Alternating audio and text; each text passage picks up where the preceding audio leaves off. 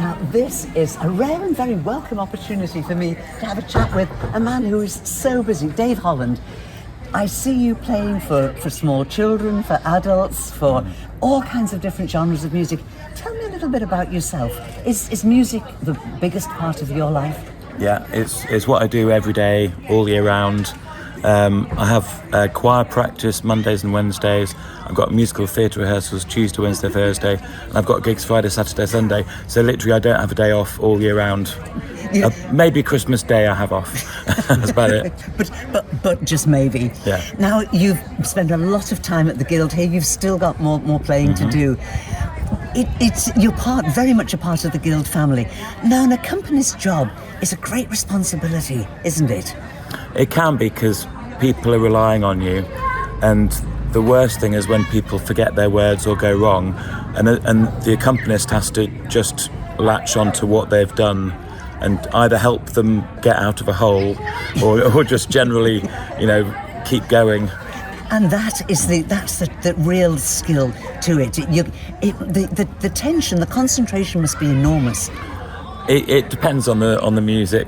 A lot of the, particularly pop songs and theatre songs, I'm so relaxed because it's what I do all the time that I don't really think. I'm just kind of following what's happening. Do you think your relaxation and the fact that you're completely across it kind of transfers to the performer and gives them that extra bit of confidence? I like to think it helps. The thing I haven't learned to do, because I watched all the other accompanists, and at the end of songs they kind of pause and do this. I never do that. I don't understand what that is, but everyone else seems to do it. Everybody has their own style. Yeah. And I think the worst thing is to think that I should be doing that. Yes. You should just be you. You should be Dave Holland. I'm very light and plinky-plonky. Yeah. You put an awful lot of notes in there. That's the main thing. Always add extra notes, that's what I say. Well, you can't have too many. Dave, what's your favourite kind of music yourself? What would you listen to relax? I like jazz, that's what I listen to. Unfortunately, I almost never get to play it because nobody really wants to hear it anymore. It's kind of a lost art, yeah. If I rang round all the pubs and restaurants and said, do you want some jazz? They'd almost all say, no thank you. Really? Yeah.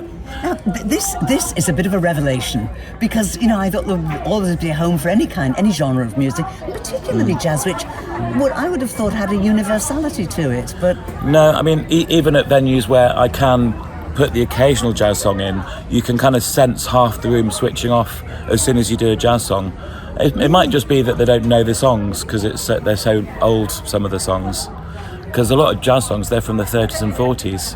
Well, they are, but... It's a long time ago. Well, yes, it is. But they're such strong tunes often. You would think that they would have an enduring quality. So You'd think so, but no. We're ready for a jazz revival. In my experience, most people don't recognise anything unless it's the biggest hit ever. Really? Yeah. So if you were playing, say, for background music at a social event, and people didn't give you any particular steer on the kind of things that they wanted, where would your choices lie? What kind of things would you put in? I always do a big mixture. I'm a big advocate of Disney and film themes, because even if you don't listen to music particularly, everyone watches films. So I think that's a good route in to people who aren't necessarily musical. A great starting point. Absolutely fascinating. So now we've got to start the Dave Holland Jazz Revival. It could happen. Dave, thank you so much for all that you bring to the Guild. Sure. And thank you for stopping to chat for a moment. Thank you very much.